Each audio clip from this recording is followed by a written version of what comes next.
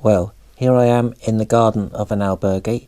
If I'm looking a bit different to normal, it's because I'm wearing ladies' clothing. Here are my clothes in a basket ready to be tumble dried at a high temperature.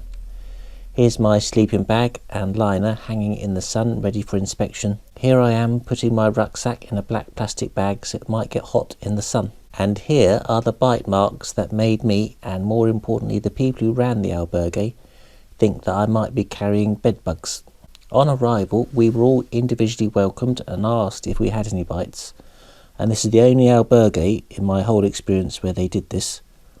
So, welcome to the world of bed bugs, or as us pilgrims say, chinches. Bed bugs eat exclusively blood, and they tend to live in safe places as near as possible to their food supply, often in mattresses or the headboards of beds, but any soft furnishings or cracks where they can feel safe, even in electrical sockets. They tend to eat about once a week, and they come out normally at night time and can travel up to about 6 meters to find their victim. Although in a crowded dormitory, no bed bug would ever need to walk 6 meters. They home in on carbon dioxide and body warmth, and humans often get bitten on their arms, neck and face. Some people say if you have 3 bites in a row, that's the sign of a bed bug. Feeling itchy all over, I think that's probably a good sign. The adults can be up to about 5 millimeters long. They're brown and sort of vaguely roundish, so you can see them, although the younger ones are smaller and transparent, but they are a similar shape.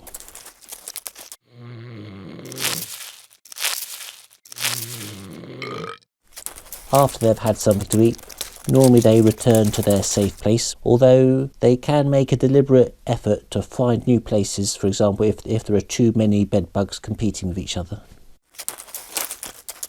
Bed bugs have spread in recent years because people travel much more than they used to. On the Camino there are an awful lot of people travelling, and so it's become a real problem.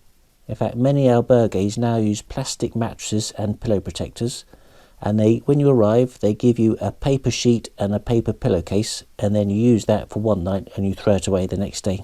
The rule is you must not put your bag on your bed, because that's a good way to spread bed bugs, and really it's good advice not to put your bag on the floor as well. But in an albergue that's almost impossible. There's so little space, the only place you can put your bag is on the floor. When you arrive at an albergue, they don't just stamp your credential, but some of them look through your stamps to see where you've stayed before, and if they think you've stayed at an albergue that might have a problem with bed bugs, then someone told me they ask you to leave your bag outside the dormitory, they give you a blanket to use instead of your sleeping bag.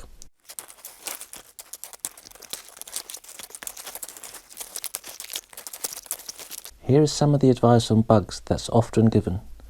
Spray your kit with an insecticide such as permethrin before you go. On arrival at the albergue, check the mattress and headboard using a torch. Also look for traces of bugs such as black spots that they sometimes leave behind when they're feeding. If you see any of them, tell the albergue owner. If you think you have been bitten, let the current and the next albergue owners know. And before going into the next dormitory, wash and tumble dry all of your clothing and bedding at a high temperature, over 45 degrees centigrade. In hot weather, you can leave your rucksack in a black plastic bag in the sun, and the theory is the sun will heat the bag to over 45 degrees centigrade, and that will kill the bugs.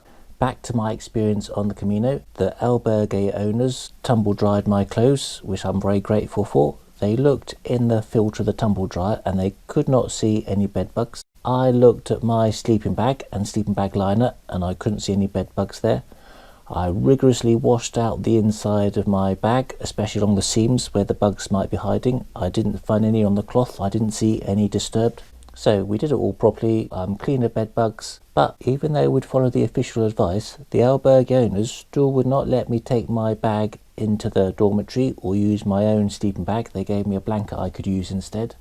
The problem is, people don't trust the official process.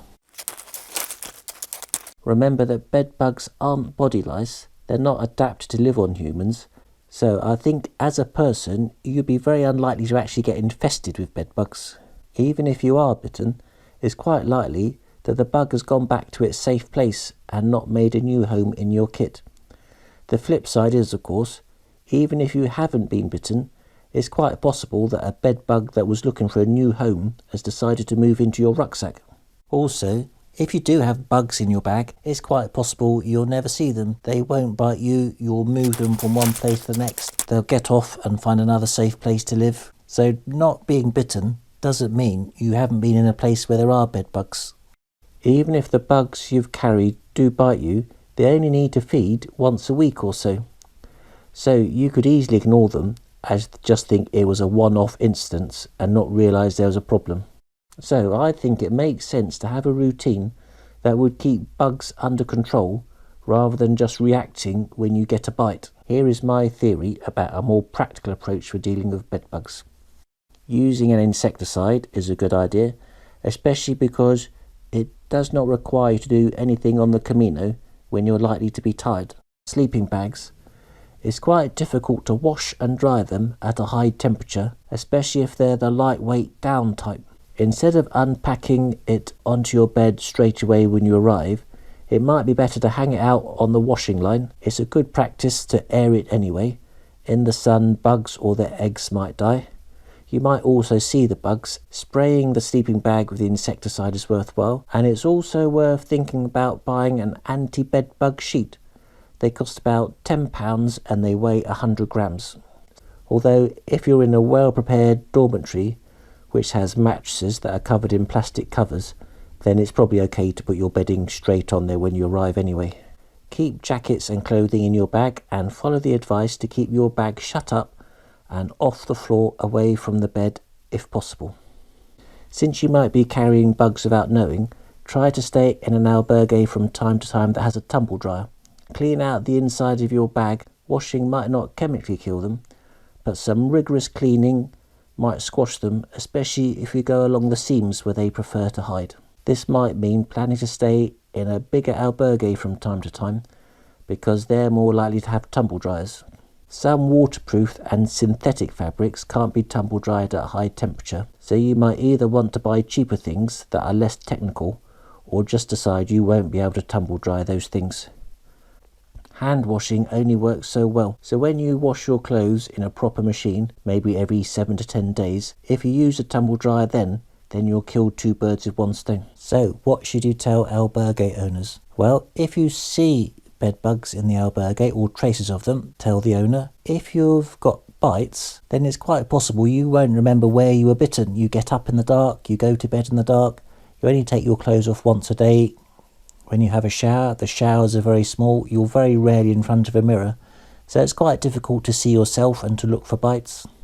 If the owner asks you, do you have bites, then tell them the truth. But if they haven't asked you, and you're going to put your sleeping bag on the washing line and check it thoroughly, you're going to put your clothes in the tumble dryer, and you're going to clean the inside of your bag thoroughly, then I wonder how much benefit there is in telling them, especially since you won't know what sort of reception you'll get and what sort of troubles you might be letting yourself in for. The albergues that ask you if you have bed bugs or search through your credential to see if there's a risk, I think are in the minority, and the majority of albergues, I think, operate a don't ask, don't tell policy. There's a risk of bed bugs. They design their dormitories so as to be bed bug resistant. If you take bed bugs back with you to your home, it can be a real problem to get rid of them. The US Environmental Protection Agency recommends different approaches, but it's a real problem. But it also says there are 2 ways you can avoid taking them back. Number 1, if you put them in a tumble dryer at a high temperature over about 45 degrees centigrade, then that will kill the bed bugs. Or you can put your things into a plastic bag and put them into a domestic freezer at minus 18 degrees centigrade for 4 days, and that will kill them. And you can put most things into your freezer except for electrical items and some vulnerable types of things. So when I got home, I went round the back of the house, I took my clothes off, I left everything outside, I went in, and over the next couple of weeks I put things in plastic bags and gradually processed them through the freezer. So that was my adventure with bed bugs. If you have any comments, please let me know, but apart from that, thanks very much and goodbye.